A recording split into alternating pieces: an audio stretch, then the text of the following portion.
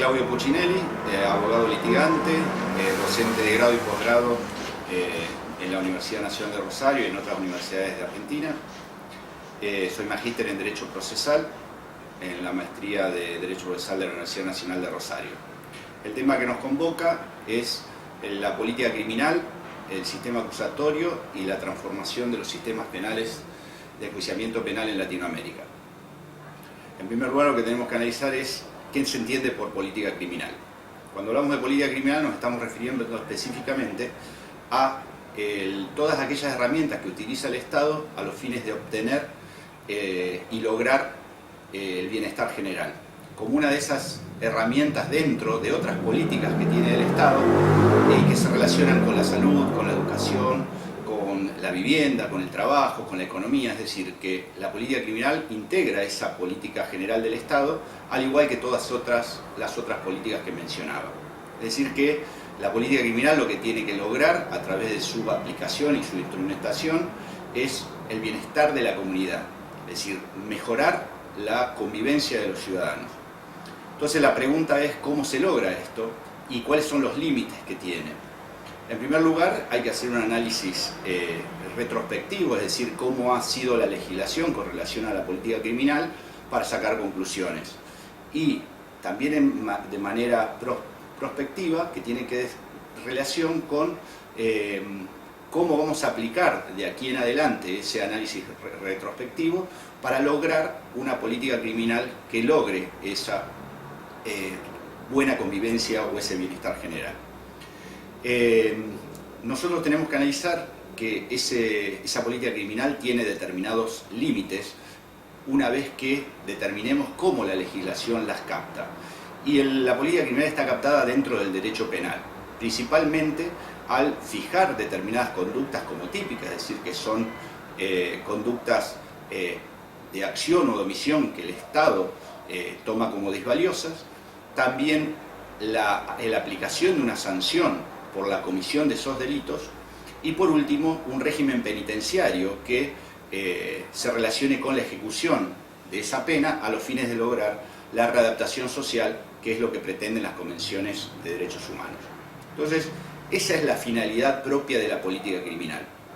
Pero frente a esa política criminal nos encontramos con garantías penales y procesales que están captadas y reguladas e impuestas por las convenciones internacionales de derechos humanos y que a su vez están en consonancia o deben estar en consonancia con las constituciones de cada Estado. Por lo tanto, vamos a ver que la política criminal tiene como límite esas convenciones o esas convenciones de derechos humanos y esos derechos y garantías que le están reconocidos. Entonces, ese primer límite que vamos a tener es que con relación a aquellas conductas que están reprimidas, va a aparecer como límite el principio de reserva y el principio de legalidad, es decir, que solo aquellas conductas que sean típicas van a poder ser perseguidas. En segundo lugar, el sistema de enjuiciamiento penal funciona como una garantía en sí misma porque regula en esas garantías el del proceso, garantías tales como la inocencia, la no autoincriminación, el proceso previo como una garantía explícita en algunas constituciones y como garantía implícita en otras constituciones, que para que se aplique una pena debe transitarse todo ese proceso, y una innumerable cantidad de garantías que siempre ponen límite a esa política de persecución penal estatal que es la política criminal. Entonces, esa política criminal estatal va a tener como límite el proceso, como una de garantía esencial frente a ese poder punitivo represivo que tiene el Estado. Entonces tenemos que preguntarnos qué tipo de proceso tenemos que tener para que un sistema sea acusatorio. Y no hay dudas que el proceso como proceso a secas, como se ha concebido desde la teoría de Alvarado de Lloso en cuanto a la existencia de una acusación, una resistencia, una etapa probatoria, la alegación y la sentencia con las posibilidades de interponer recursos. Y ese es el proceso en sí mismo. Ahora bien, cuando nosotros hablamos de política criminal, le estamos diciendo que el Estado ha previsto normas por las cuales se debe reprimir, sancionar a quien comete un delito, es decir, que establece cuál es esa conducta a reprimir. Pero el proceso en sí mismo, fuera de la política criminal, lo que hace es determinar si Juan o Pedro ha cometido ese delito, y que son cosas distintas. Una es analizar el delito en sí y otra es analizar si una persona lo ha cometido. Y para analizar si lo ha cometido, el límite son las garantías, y como garantía esencial y la más importante es el proceso previo. Entonces, la primera conclusión que tenemos que sacar, que para que un sistema sea acusatorio debe haber un proceso, y ese proceso nunca puede estar al servicio de la persecución penal, sino que funciona como garantía. Es un límite, es una coraza impuesta por las convenciones internacionales de derechos humanos, por las constituciones, a los fines de poder determinar si una persona ha cometido o no un delito y aplicar la consiguiente sanción.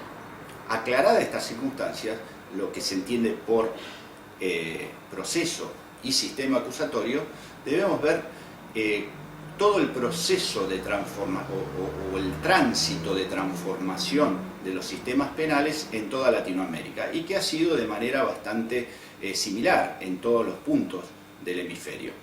¿Por qué digo esto? Porque en general los legisladores han establecido códigos a los cuales han llamado código oral, acusatorio, adversarial, y de alguna manera siempre se ha tratado de adjetivar el concepto del proceso para tratar de demostrar que su contenido es acusatorio o que regula un proceso, como las convenciones de derechos humanos, siguiendo también la teoría de Alvarado Belloso, que están en consonancia,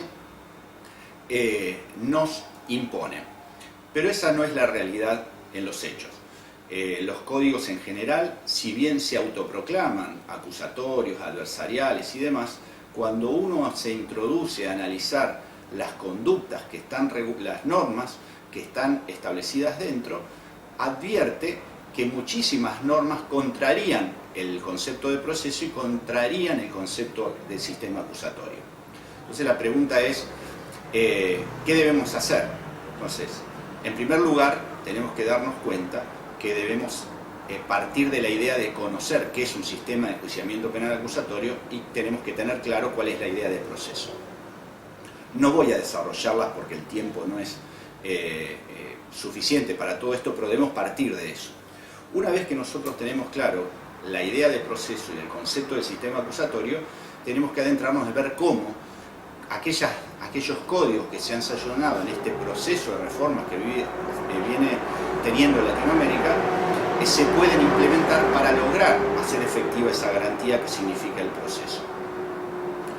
En primer lugar, lo que tenemos que tener en claro es que nuestro sistema de enjuiciamiento penal viene de 500 años de Inquisición. Por lo tanto, la cultura que vivimos los operadores judiciales y que hemos heredado y que nos llega en nuestros propios genes es absolutamente inquisitiva. Entonces tenemos que asumir que nuestra idea o nuestros prejuicios o nuestras concepciones que llevamos íncitas parten de una cultura acusatoria e inquisitiva. Entonces, una vez que nosotros advertimos que tenemos unas costumbres o cultura inquisitiva, vamos a poder darnos cuenta que debemos transformarlas en una cultura acusatoria. Entonces, lo primero que tenemos que hacer es, para poder entender si el sistema es acusatorio y la regulación establece un verdadero proceso, es pensar en acusatorio. Desde el acusatorio vamos a poder verificar si las normas que tenemos reguladas dentro de nuestros códigos tienen o no identidad con esa ideología. Seguidamente, segundo paso, advertida que nosotros sabemos lo que es el acusatorio y lo que es la idea de proceso, vamos a poder empezar a analizar y poder realizar conductas acusatorias para saber si nuestras conductas son o no en tal sentido. Los ejemplos son muchos, pero para sintetizar, es muy común advertir que en determinado operador sostenga que, bueno, que la norma dice tal cosa, pero que esto siempre se hizo de otra manera. Y por lo tanto, esa manera de actuar siempre fue, por lo que decíamos, inquisitiva. y eso tiende a transformar erróneamente el sistema y convertirlo en inquisitivo cuando aún la norma puede ser acusatoria. Un ejemplo podría ser cuando una norma acusatoria en un proceso establece que el juez, al ser imparcial, no puede introducirse en la prueba, y eso significa que no puede despachar medidas de oficio, ni tampoco preguntar a los testigos en la audiencia oral, y a pesar de esa regulación el operador lo realiza, ahí está aplicando una conducta inquisitiva, deformando el sistema acusatorio y rompiendo la idea de proceso. Pero eso no queda allí. También los operadores judiciales, fiscal, defensa, querella, que sufren esa invasión del sistema inquisitivo, deben tener clara la idea de proceso para poder actuar en consecuencia, es decir, desde su propio lugar, tratar de evidenciar esa situación, impugnación, objeción, etc.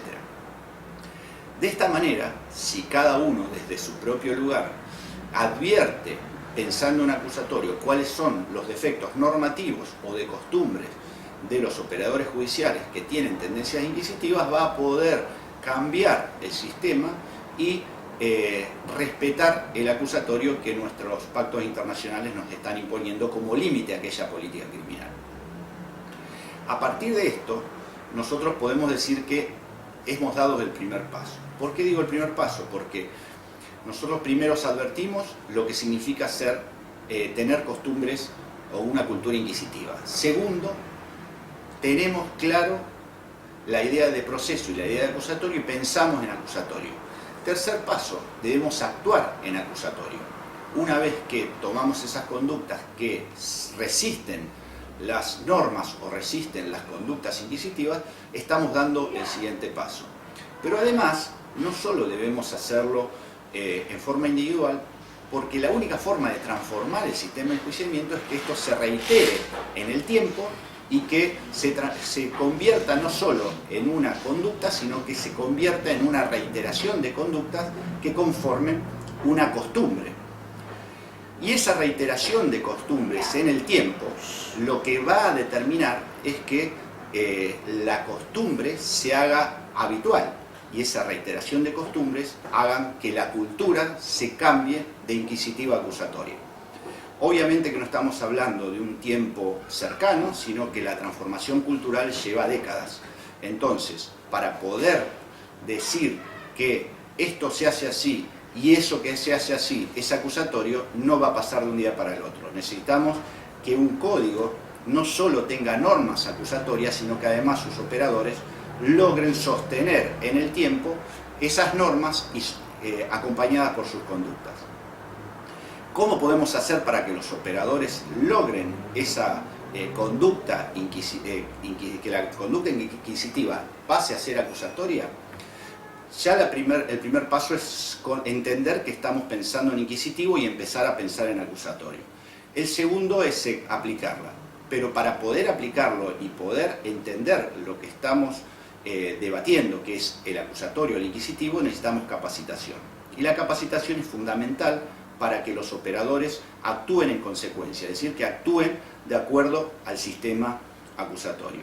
Por eso es tan importante realizar cursos de posgrado, realizar capacitaciones en litigación y en derecho procesal desde el punto de vista garantista, y eso lo único que va a llevar es que la suma de operadores que reiteren las conductas acusatorias lleven a una costumbre permanente que se transforme en una cultura del sistema acusatorio respetuosa de las garantías establecidas en los pactos de derechos humanos. Por lo tanto, resumiendo, política criminal es una de las actividades del Estado tendiente a obtener el bienestar general solucionando los problemas de convivencia.